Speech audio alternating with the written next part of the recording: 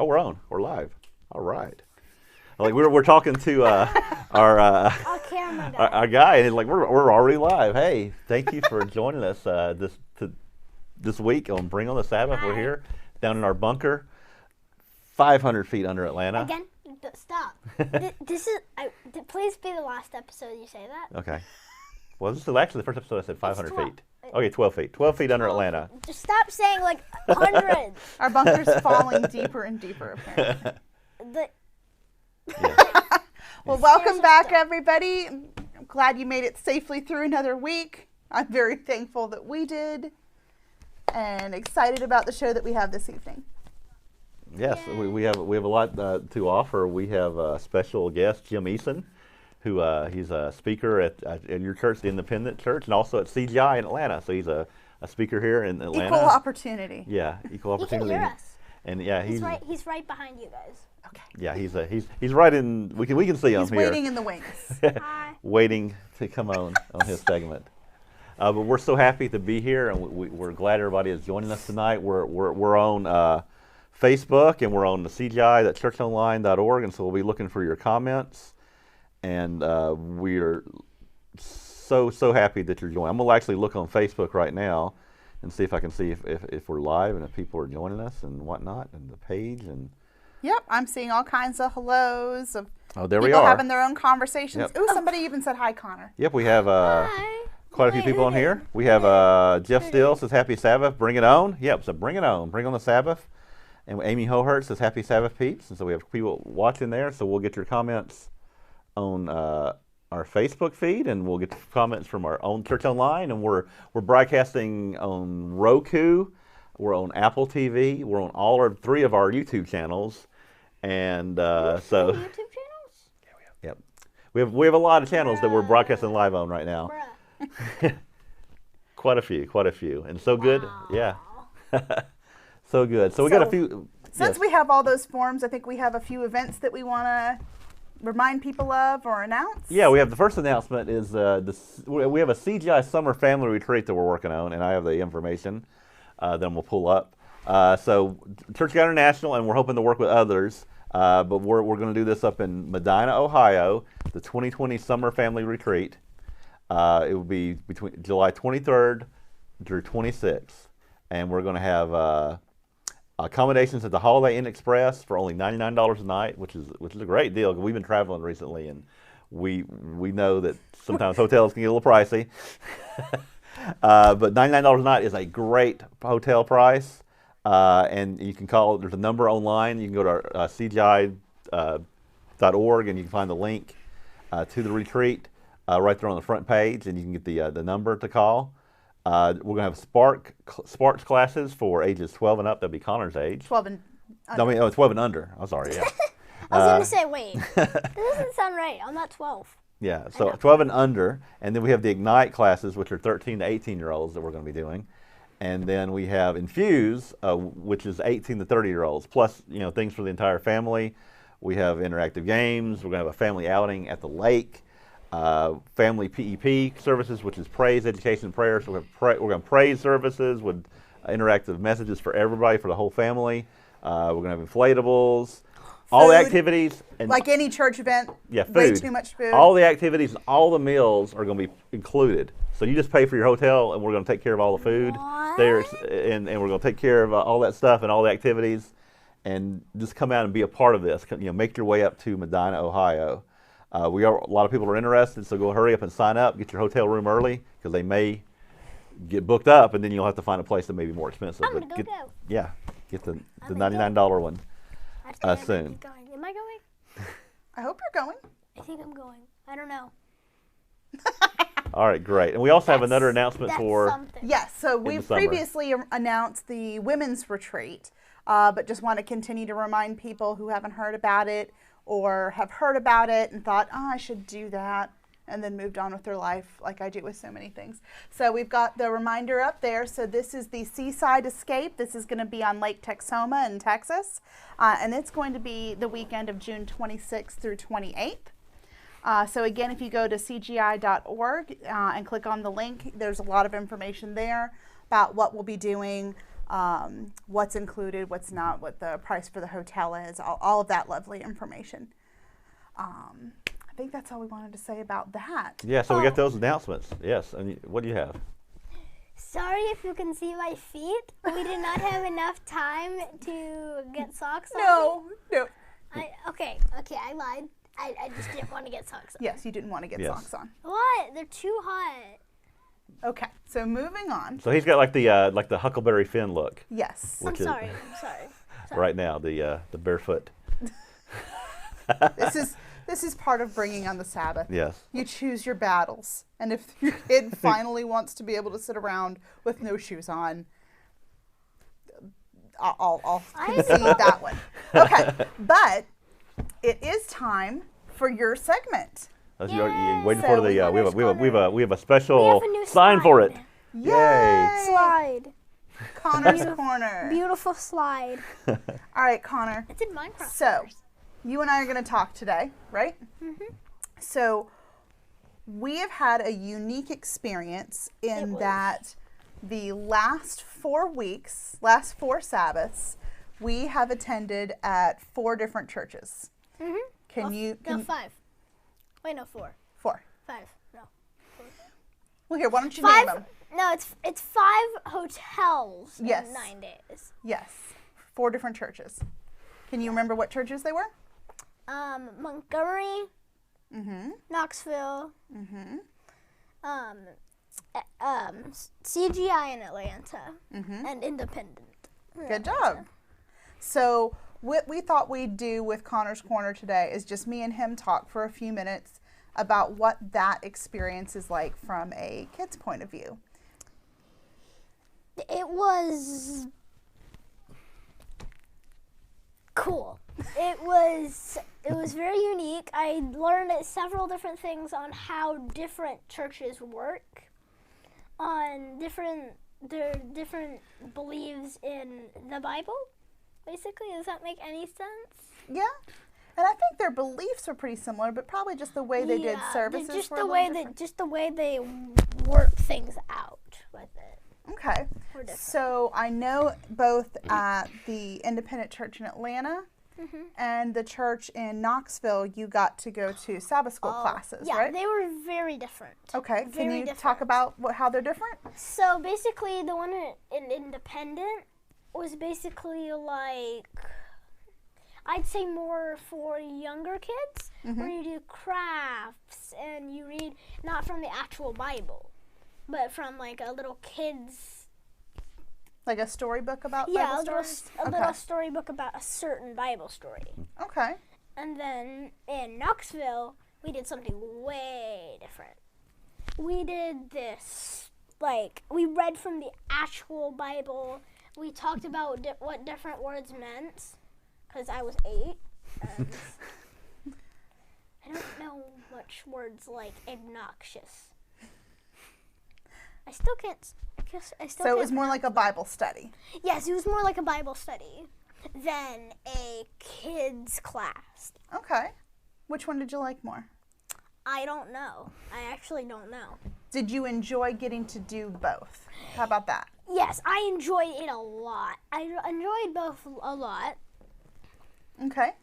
What other things did you notice about the churches or? Well, I noticed that they did longer it's right there. Okay. Look at that, It's not that me. camera. It's that camera, not that camera. You keep pointing at that camera instead of that camera. What did you notice about the I churches? noticed about them that they both did things similarly by doing like services and during a kids class, and then I know. Connor, just talk, sweetheart. And then afterwards we do like eating and. So all the More churches we went eating. to, they had food. Yeah, Okay. at least like a bunch of trays of food. I ate mostly raw carrots, but still. Okay. Did you have maybe like a favorite thing? I didn't really have favorites, Okay. but I still like how we do our church, which is the Independent in Atlanta. I also like CGI. The two that I've been to most are CGI and Atlanta and Independent, because one, Independent was just my church, and CGI is the one that Jeff leads. And he's my stepdad. So. Yep. So that kind of got you there, didn't it? Yeah. We went once or twice when you two weren't married, but still. Okay. Yeah. Well, so for people who are listening, would you recommend to them that it's a good thing to get to go Yes. visit other churches? It is a good thing for me to go to different churches and learn how they do things differently than others. Some similar, some more. Okay, these are really hard to pronounce. More similarly than they were. Some were. They were alike. Alike. You also got to make friends at all the different churches, Yes. didn't you? So now I have a lot of different friends around the world. Well, around the United States. I've never been. And by going to their churches, you get to see them more than like just at the feast. Yes, yes. Since they all are in the same like group. They Church all, of God. They all know each other. Mm-hmm. So they go to the same feast spot. Mm-hmm. Our favorite is Destin West or Destin. Destin West is the name of the hotel that we normally stay at. But Okay. still, All right. I'd recommend it. Okay. Any last things you want to say about that topic? That I think you guys should try it out there. You. I'm talking to you. I don't know who you are, but you. You Okay. specifically. All right. Well, thank you for giving us a kid's point of view that's kind of unique. Do you have any kind of tease that you wanted to give about Connor's Corner next week? I know you're I'm working on something. He is feverishly working on something I'm that he cooking wants something to up in my lab. present next week. Technically, it's my Switch. It's my Switch. So the kids out there who love video games, I bet you're familiar with the video game Minecraft, and familiar with the biblical story Noah's Ark. I cannot speak language today. Language. It happens. What's language? Anyway, so all right. So do you want to say more, or do you just want to leave it at that? Okay. So basically, I've built Noah's Ark, and next week in Minecraft, there's Noah. He's a villager. You don't have to tell all about it right now. That's going to be next week. So next week, stay tuned. I don't know. So tune back in next week. Tune back in next week to see Noah's Ark. So Connor doing a presentation of Noah's Ark. I have worked long and hard. Okay. And spent many hours a day. Okay. All right. Well, thank you very much, Connor. Yes, thank you for Connor's Corner. And You're I welcome. think we're going to go to our first commercial break, or is there something else we want to do? You want to read some comments? I think you have any comments that you see? Let me check. I'm kind of missing out on you guys just looking at. I need to bring. Someone said, Connor, you lost your shoes. No, I didn't. I thought we already discussed this. All right. All right.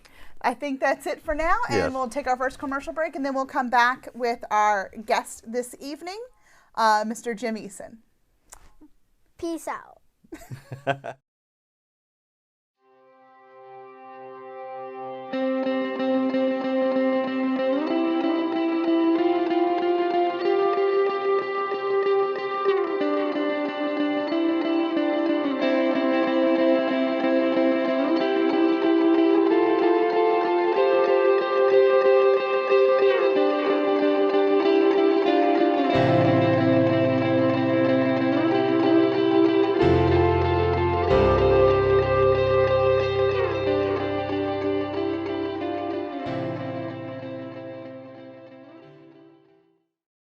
Yes, I know that's due today.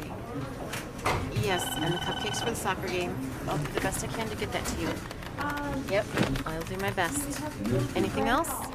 Want me to watch your kids this weekend? Okay. And the dog? Sure. Let me add that to my list. Okay. Sure.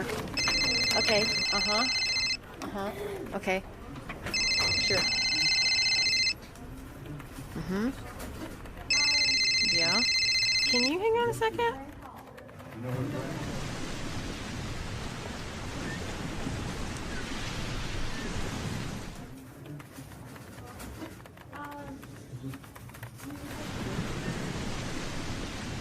I gotta go. If you don't have a magic seashell, we invite you to relax with friends and be refreshed by God at Seaside Escape.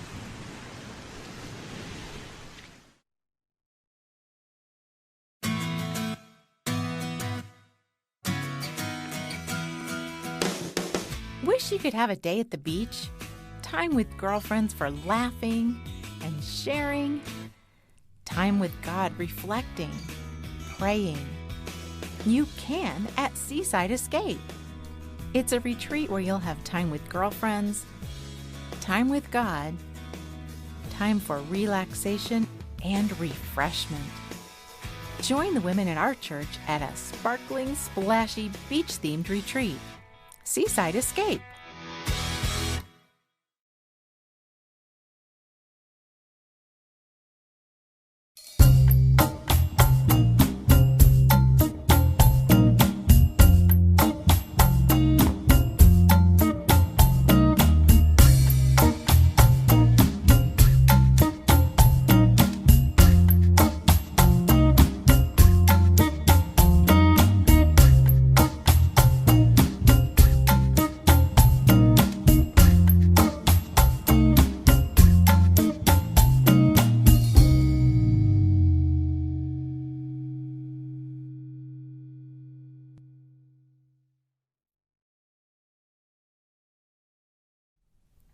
Hello, and we're back from commercial break, and we're joined by Jim Easton. Hey, glad to have you with us today. And Jeff, thank you for having me in your home here in these new digs. I like it a lot, very much. Well, thank Appreciate you so it. much for coming. Yeah, it's great. Yeah. It's great. And Looking again, forward to it. And again, Jim has spoken at both of the churches On a here regular in basis. Atlanta. Yeah, speaks at both at a regular. Do you speak at CGI like once a month? Once a every? month. Mhm. All right. So the pressure is on because you speak. So Oh no! I mean, I know you're not going to be as animated as Connor, and you're wearing shoes. Yep, you got the shoes on. But I was told to wear shoes. Yeah, like no one knows if I'm wearing shoes or not because you can't see. so, what are you going to be speaking to us about tonight? I want to talk to you tonight about the most incredible event in the history of mankind, and it's just out in front of us. The resurrection of the dead. That's what I want to talk to you about tonight.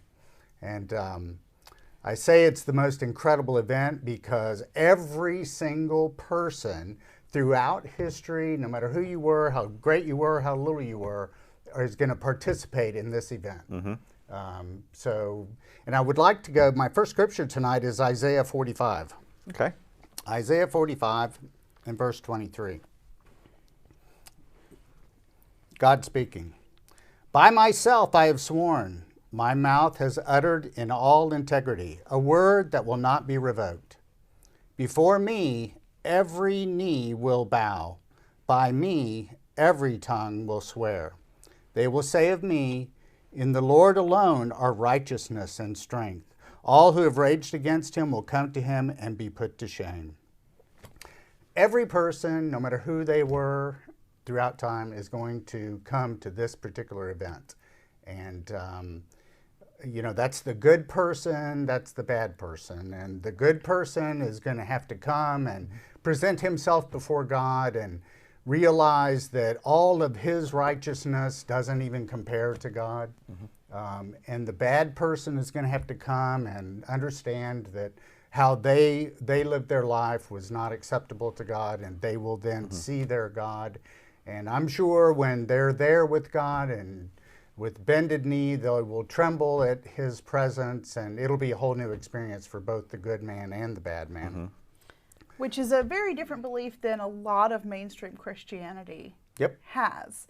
I know I grew up Catholic, and that was one of my main points of contention was, well, what about all these millions and over time billions of people who have lived their lives and died, never going to see a book like that you have in your lap, never going to hear the things that we talk about tonight. Right. And I can remember being little, and at one point someone tried to explain it away, or I guess cushion the blow of eternal damnation with purgatory. And then a little later in my life, the Pope decided there was no more such thing as purgatory. So they got rid of purgatory. They got rid of it. So what I happened didn't know to all you the could people? do that. What happened to all the people who were there? I don't know. I don't know if they leveled up. I don't know if they they went down, if they got to draw straws. It was the whole thing is just we laugh about it, but it's crazy. I too grew up in the Catholic Church, so Okay, so I'm you know- familiar with all of that, and you're right. It's funny how those perceptions are there. They're certainly not in the Bible, but they're taught, and people. I like the truth a lot better. Yes, it's a much better story. It's a much better story. It's a much better ending. So I'm good with sticking with the Bible here. Well, let's talk more about that story then. But the scene that we just read about here is basically something called the Great White Throne Judgment, and that's kind of a biblical term, but it's also reflected in the next scripture that I want to turn to, which is Revelation 20 and verse 11. Take a look at this one. Revelation 20, verse 11.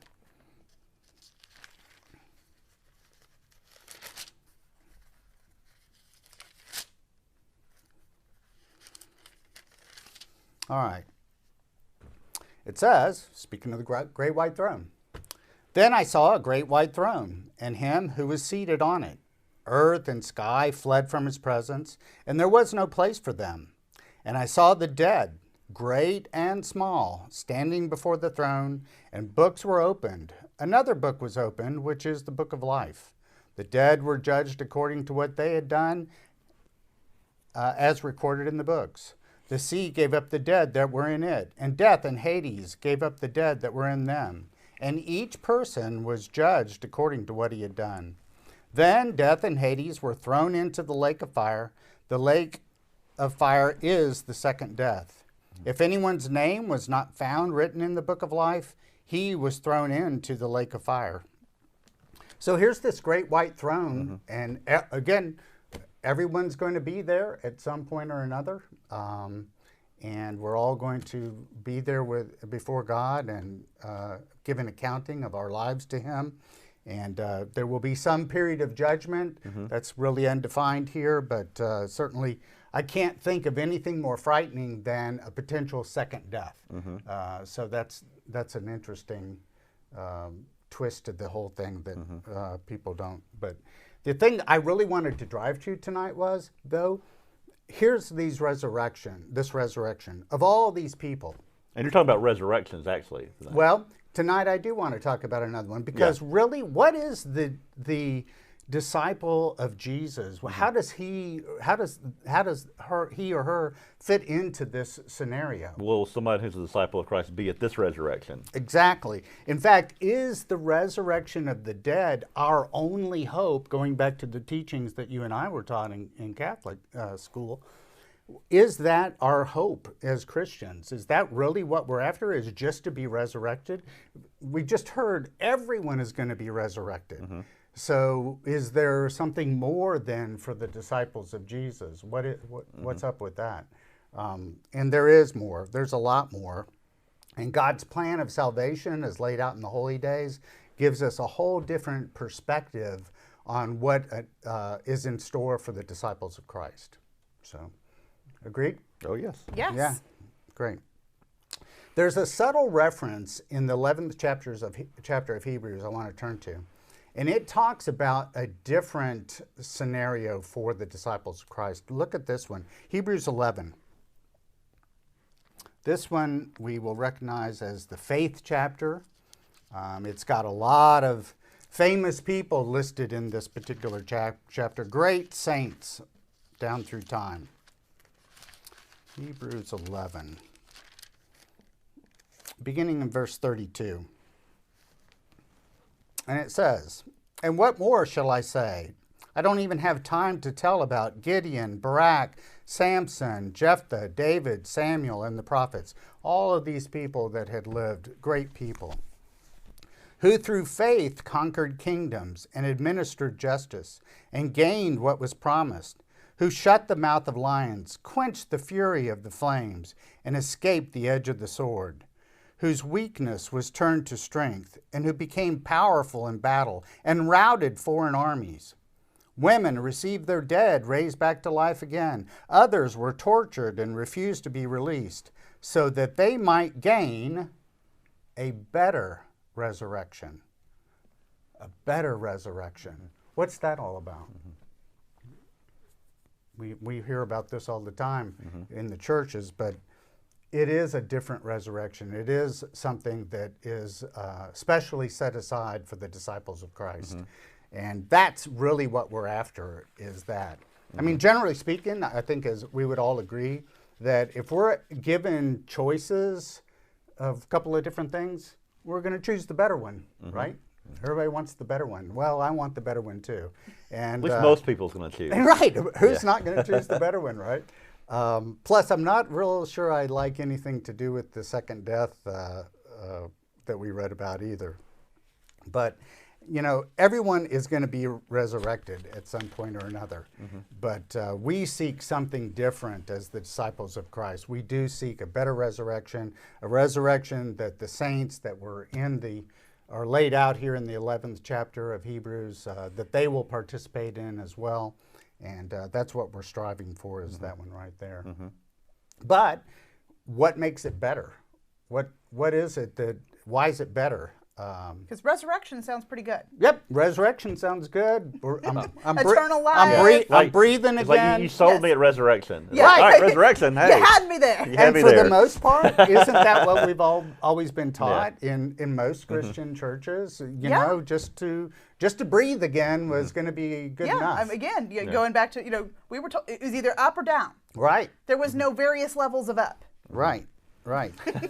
Well, there's a lot more to the better resurrection that we need to take a look at, and I'm going to turn it back over to Revelation 20 again. Revelation 20. Let's check this one out. Revelation 20 and beginning in verse 4. I saw thrones on which were seated those who had been given authority to judge. And I saw the souls of those who had been beheaded because of their testimony for Jesus and because of the word of God. Same category of folks that we just read about over in Hebrews.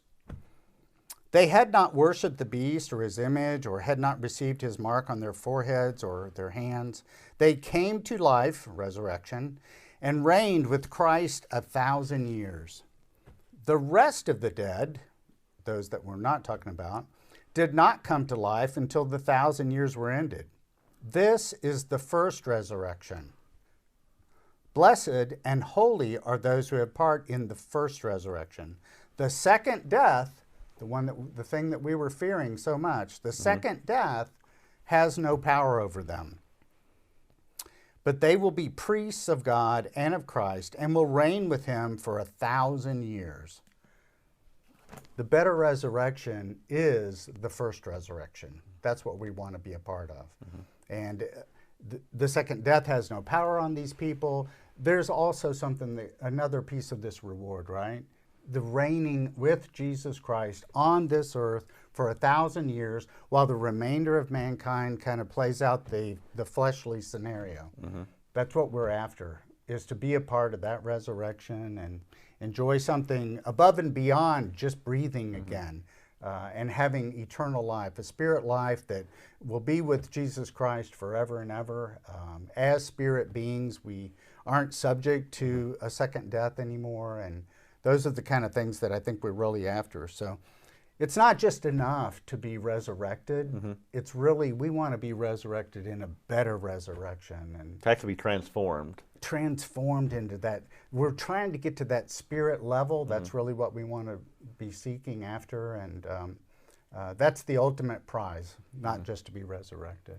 And as a mother of an 8-year-old, I talked to him about that time, and I put it in the context of being a superhero for him.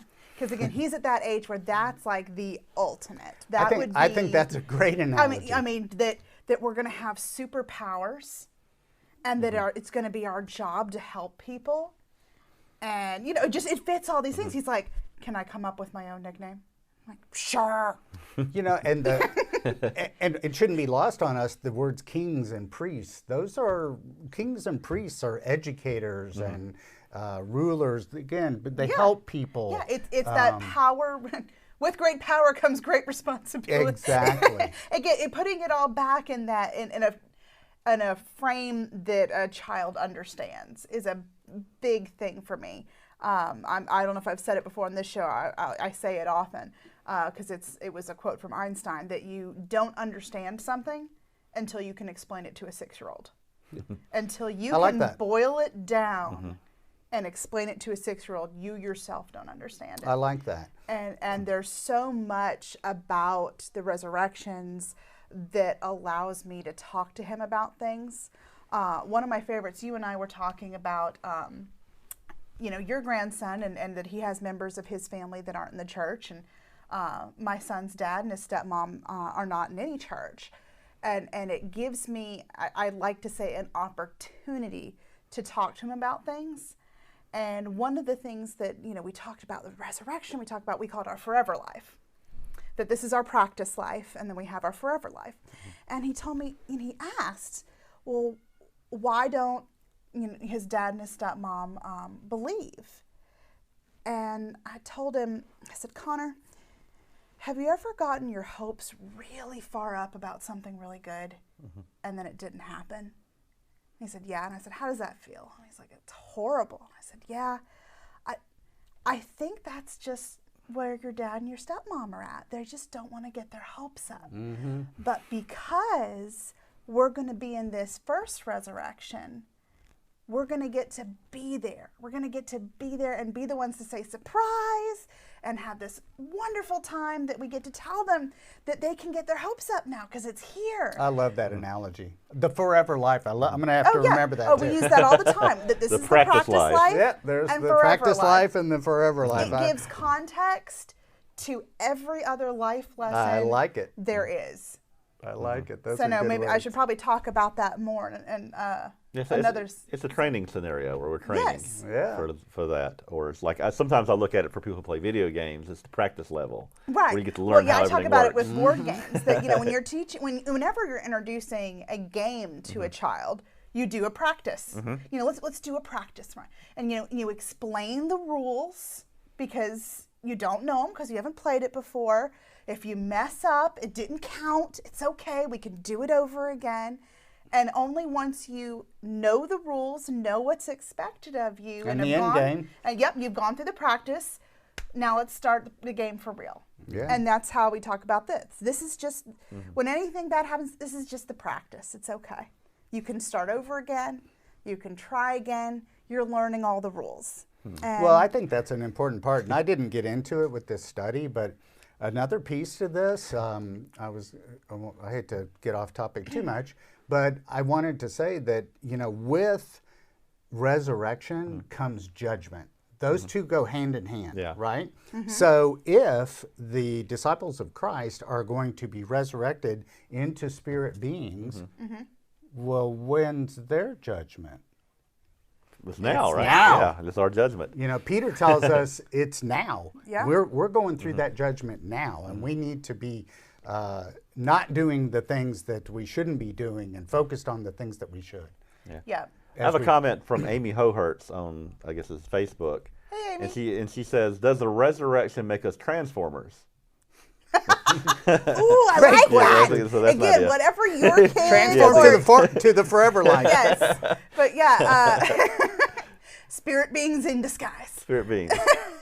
But again, yeah, getting to put any of this in a context that gets a kid excited about stuff, which is again the same thing that why Connor next week is going to be relating a Bible story to Minecraft. It's just all about relating it to make it more real to anybody. It's the same reason, one of the reasons we go to church. It just makes all of this more real. Yeah. And the thing about the resurrections, and I guess a lot of people who are watching are probably in the Church of God, and they know about the resurrections and have studied. There's a lot of people out there who like I never heard of the resurrections when I was part of Assembly of God church. We taught heaven, hell. Like the first time I heard of resurrection was from a Church of God preacher on television was talking about resurrection. I was like, what? And let alone more than one. Yeah, and then he's like, there's a whole chapter about it. But then you look back and I can remember different songs that we sang in the Catholic Church, and it would talk about Christ coming back, and I'm like, but if we're all going up or down when we die, why is he coming back? What's he got to come back for? Yeah, that was always a mystery. It was. Did he leave his phone? Why is he coming back? So it's just interesting when you look back how so many other, none of the other theories, they don't make sense. No, and like I said, I like the truth. It just feels better. The end is better.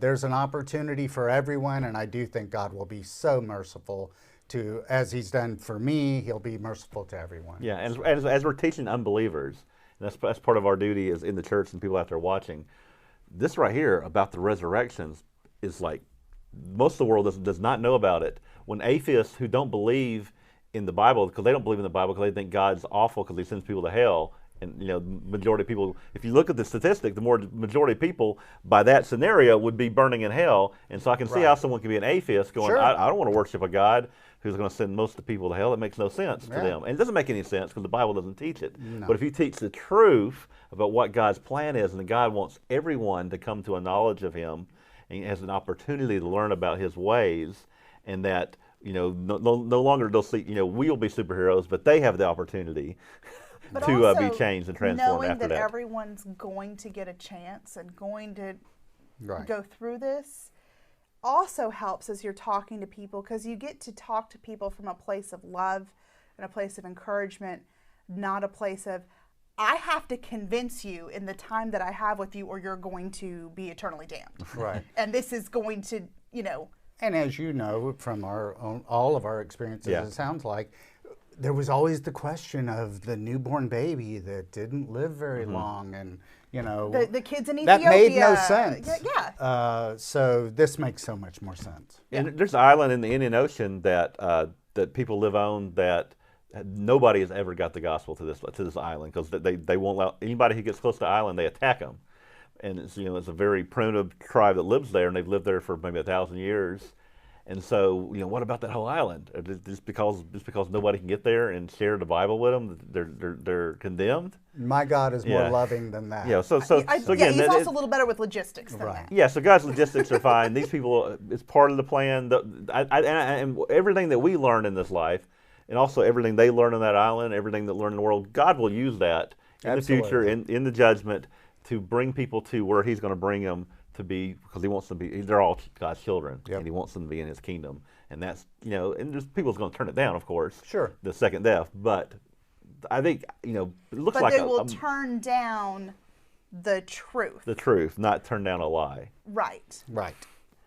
And that's the good thing. All right, so I think we're going to take another break. Great. And when we get back, I just have a little something I wanted to talk about that's kind of related to some things that's going on in the news. And we'll take a short break, and we'll be back in just a moment. Sounds good.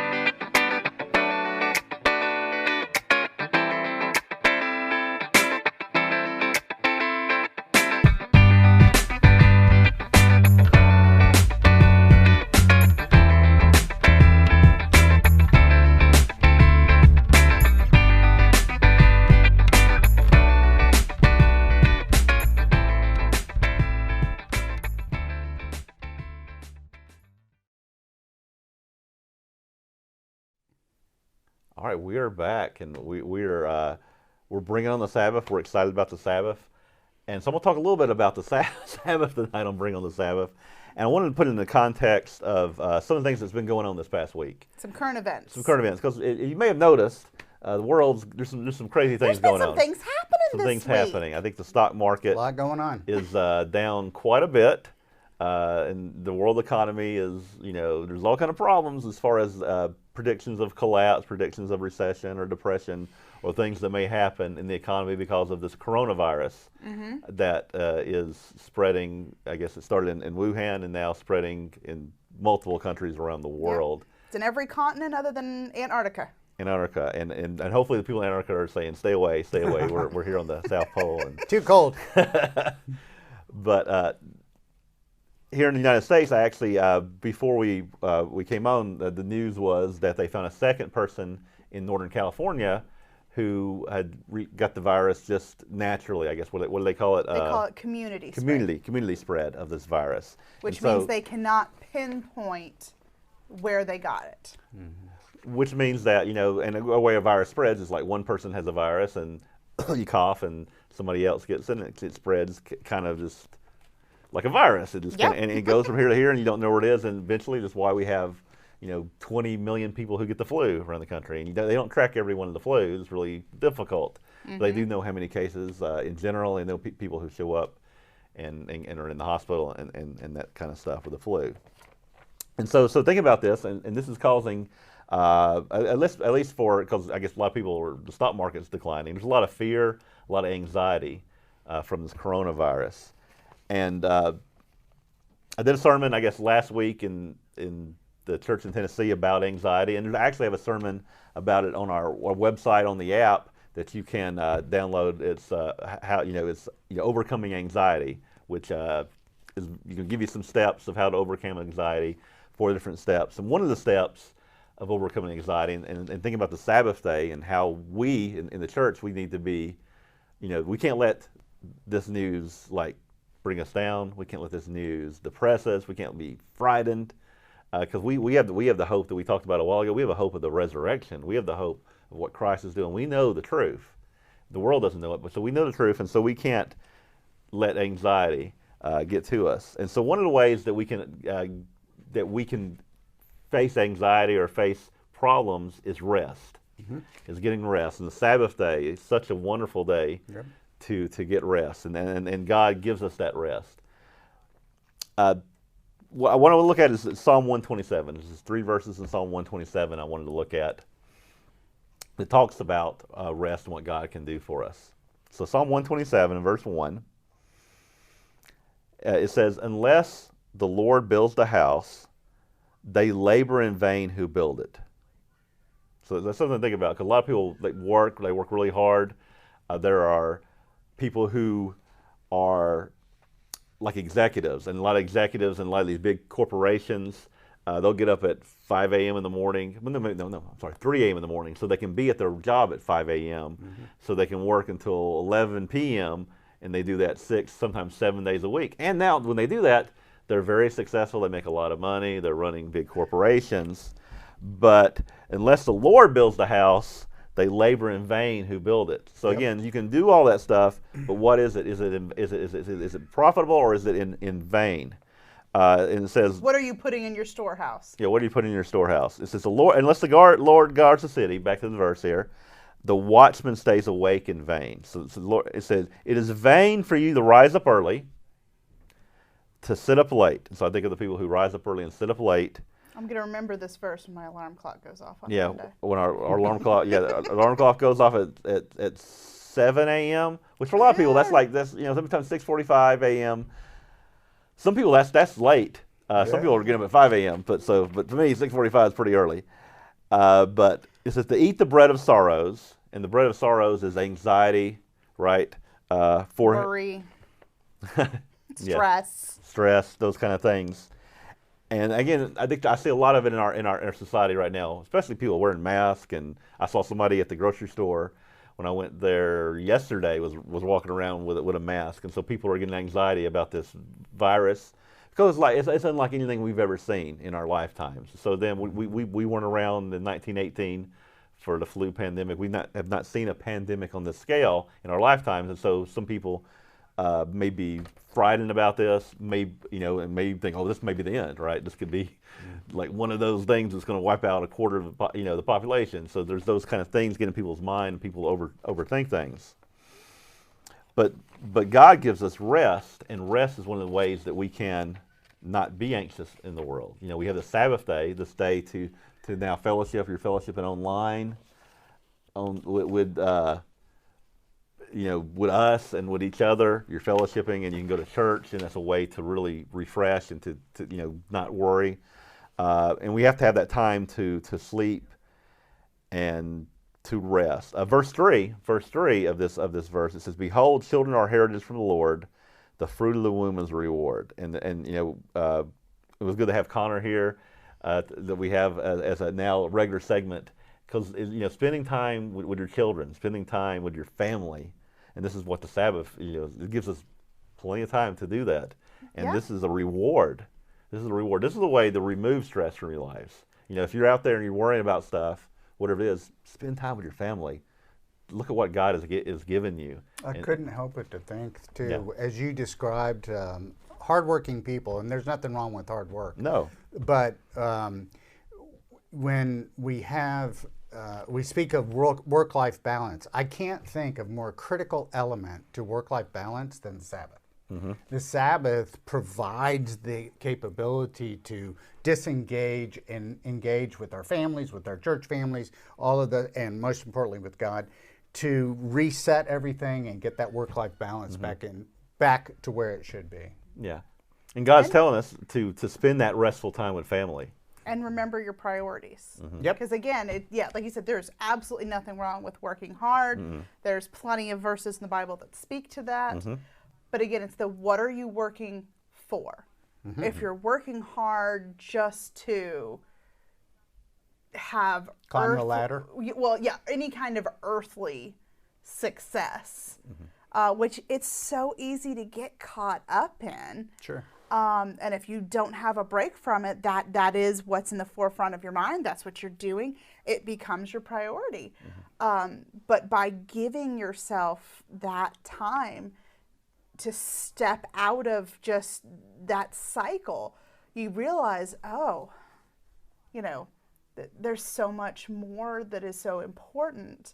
I mean, how many movies have you seen that have to make that point over and over and over again of the person that works so hard, thinks they're successful, thinks they're happy, and then every Hallmark movie that's on around Christmas time, they go back to the small town and have some actual human interaction and realize, well, this is good too.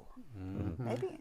Yeah, and the verse says at the very beginning of that psalm, he says, "Unless the Lord builds the house, they labor in vain." Don't build the house. Yeah, you build the house, but you got to build it with the Lord, and the Lord says you have to rest. Right. And not only does he talk about as a Sabbath day, he also talks about sleep. So it's another thing that, like a lot of times we neglect in our lives, is sleep. There's so many people who will work hard and they'll only maybe sleep 4 hours, 5 hours, and this is a bad cycle to get into. It's going to catch up with you. You can't catch up with it. Sleep. The Sabbath is every week, but sleep is every day, and this is something that the Bible teaches strongly about sleeping, because it's very important. God built us that way. So there's some things that I found in the last couple of weeks, and even one I just found out today about how important sleep is to our health and to our ability to cope with things. They did a study. They did several studies about sleep. One study was they took 23-year-olds, and so 25, 23-year-olds. At 23, you feel like you're pretty invincible. Yeah, pretty invincible. So they You had got a lot of energy. They split it up between, like, I think it was maybe 14 or 11, but one half of those they had them not sleep for like maybe 3 or 4 hours a night for like a week. So they had this group do that, and the other group they had them sleep 8 hours or more every night. And then they let the people who slept for 3 or 4 hours at the end of this week catch up a couple of days. Get catch up sleep. But sometimes we do that if we've all not slept, especially when you're younger like that. But then they were able to test their immune systems, and so they gave them the flu vaccine to these young people, and they can tell like how your body's creating antibodies to this vaccine. The immune response. Immune response. And so the immune response was like twice or 3 times as higher in those who had slept Consistently. This was like what they said. This is only in Fit 25. And so they did another study where it was like about 200 people. And so these were all ages, like, you know, our ages and older or less, but all ages. And they had about 160 or so people, and they had them not sleep and they had them sleep. And the people who slept were almost sometimes 4 or 5 times better immune response than those who did not sleep. So this is the thing to know about. Again, consistently. Consistently. So, which is, I think, a main point, because a lot of people feel like, well, I can Make it up. Yeah, I can make it up. That's what the Sabbath is for. Right. That yeah, I can go Just sleep for 8 Yeah, hours. yeah. That I'll go on 4 hours, and then on the Sabbath, okay, that's when I'm supposed to rest. That's not what we mean by rest. We don't mean get caught up on your Not going to work. basic sleep. Yeah, the Sabbath is important for family and the time you have that, and that's an important part. I think the Sabbath. Do y'all know what group of church or denomination church has the people live the longest? Have you ever heard the study? No, I haven't heard that study. Yeah, they study different denominations, probably like Catholic or Baptist, and different people to see what denomination lives the longest. And the denomination that lived the longest, and they didn't do Church of God because we're kind of smaller, was the Seventh-day Adventist. Yeah. The Seventh-day Adventists have the longest lifespans. Interesting. And I'm thinking, well, what is that? What do they have? Well, they do teach a lot of healthy living in Seventh-day Adventists, and they rest and they keep the Sabbath day. So keeping the Sabbath day is important to a long life, to health, and also with sleep and rest. And so another study that just came out like this past week was from Medical News Daily. Medical News Daily. I'm going to read from Medical News Daily, which is online. It says recent research also suggests that poor sleep increases pain sensitivity, so you'll feel more pain if you haven't slept, and may raise the likelihood of developing cardiovascular problems. So you have heart disease by not sleeping. And also the study recently conducted by a team from the university in Germany found that there's a mechanism linking sleep to the functioning of the immune system. And the researchers who led the study found that a good night's sleep can boost the effectiveness of certain specialized immune cells called T cells.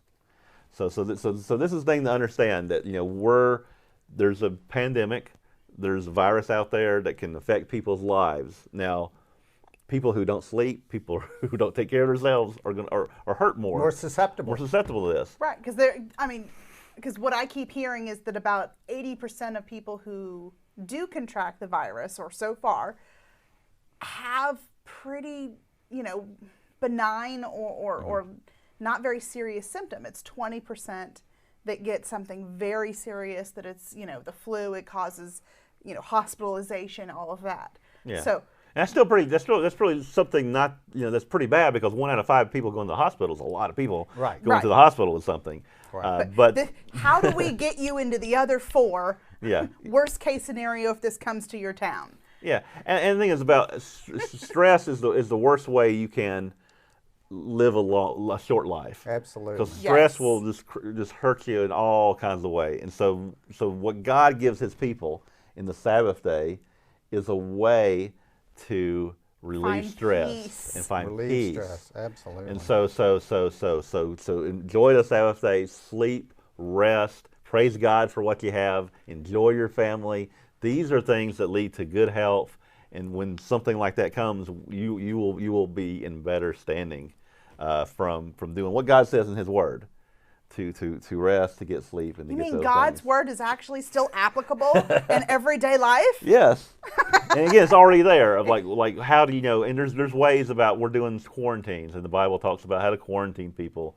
And so God was telling people before they even knew what a germ was, right, that you need to go outside the camp if you have the disease, right? Yeah. So again, for society that doesn't understand how germs work, it makes no sense how they could just figure it out on their own. God had to tell them, this is how it works. If you quarantine people, diseases won't spread. Right. This is a way to do those type of things. Right. So again, there's things we can do, but for us in the church, we need to look at what's going on in the world as an opportunity. Now we can share with people more of God's truth, more of the resurrection, more of what He can do for us. Because again, people are going to be scared, people are going to panic. They're already doing that all over the world, And if they see you not panicking, they'll ask why.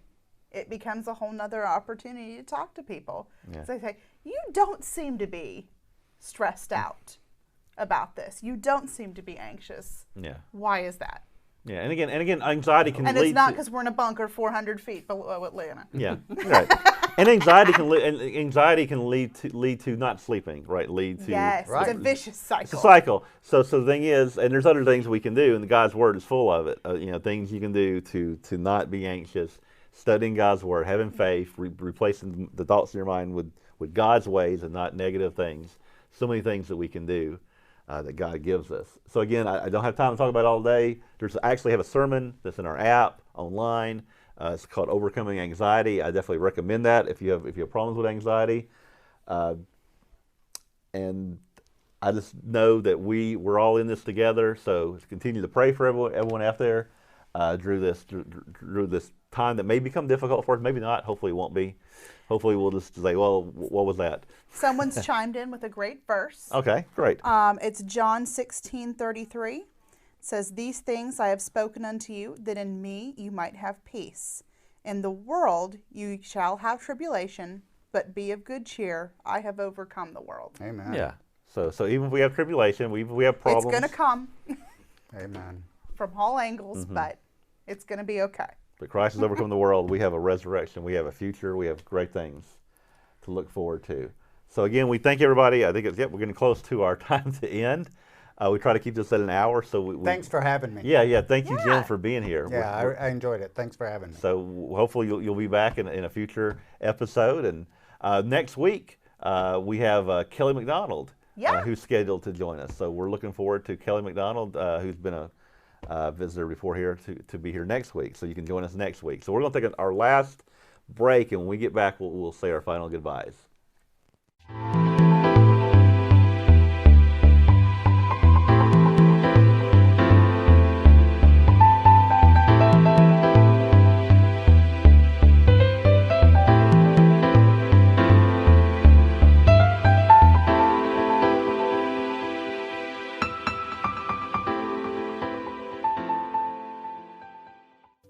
Hi, we'd like to offer you 2 booklets on today's program.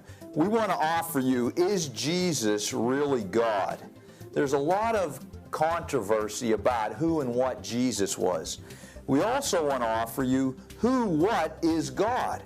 Of all the theological questions that evoke controversy in the ancient church, the question of who and what God was one of the major questions. It's even a major question today. You can order by visiting our website, www.cgi.org. That's www.cgi.org.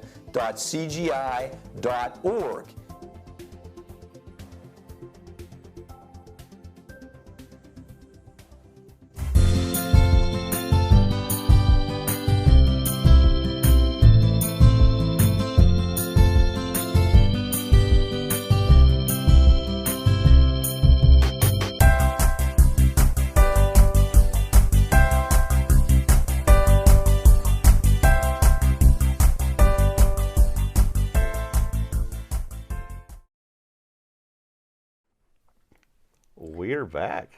Well, thank you again for joining us this evening. I hope that we're a good part of starting off your Sabbath of rest. Enjoy the Sabbath. Yeah, have a good night, and may God bless your Sabbath. Thanks for joining us. Amen. See you next week for Connor's Corner. Yep, Good night. we'll be here.